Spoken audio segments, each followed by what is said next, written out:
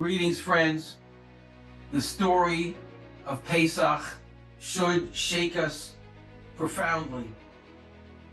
If Hashem had not liberated us from Mitzrayim, from ancient Egypt, with a mighty hand and an outstretched arm, then we, our children, and our children's children would have remained enslaved to Paro in Egypt.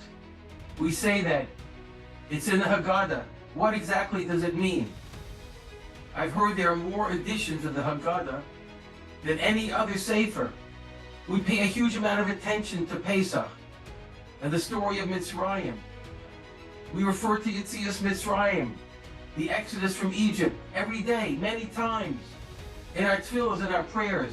How do we understand what happened in Mitzrayim? I believe the best way is to realize that it's happening today. I don't know about you, but I feel that the world is moving in on us, trying to strangle us. As David HaMelech, King David says, quote, "All the nations surround me." From every side, the threats upon us are increasing. The enemies are ubiquitous and numerous. People try to reason with them, but there's no arguing.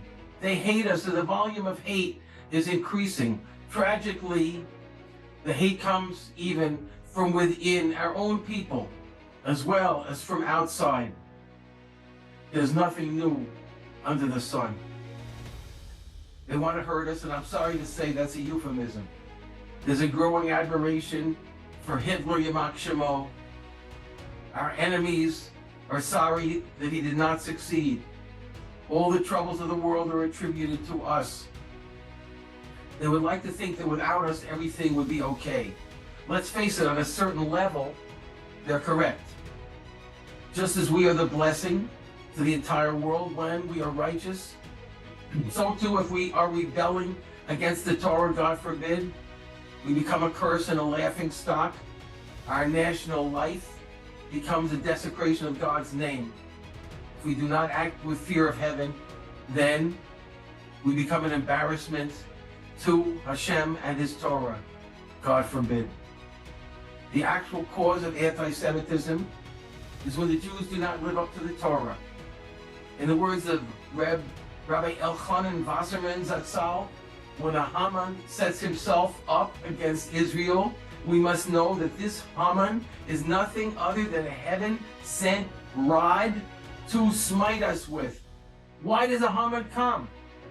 Why are the haters sprouting like weeds? Rabbi Wasserman continues, quoting from the Beis HaLevi, "Between light and darkness, there is a definite period of separation called twilight. No one can alter it to make it less or more. In the same way, between Israel and the nations, there exists a predetermined borderline. If the Jews drift too near, then the nations thrust back. So was the case in Egypt. When the bondage increased, Jews began to mix with the Egyptians, thinking that by doing so, things would become easier. What did God do? He turned their heart to hate His people. We're drifting dangerously close to the other nations, and they are pushing back. We must prepare a strategy for the unfolding drama which is occurring in our days. Pesach is the blueprint for the end of our exile. As the Chafetz Chaim says, we can learn about the end of our exile from what happened at the end of our exile in Egypt.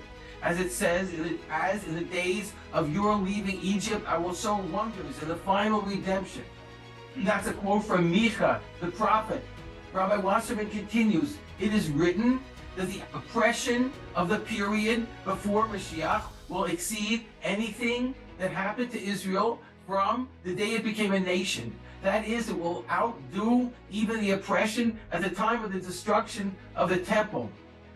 The Gaon of Vilna wrote, as the time of Geula approaches, so also will the messianic pangs precede the redemption. And towards the approach of Mashiach, they will increase in severity from day to day.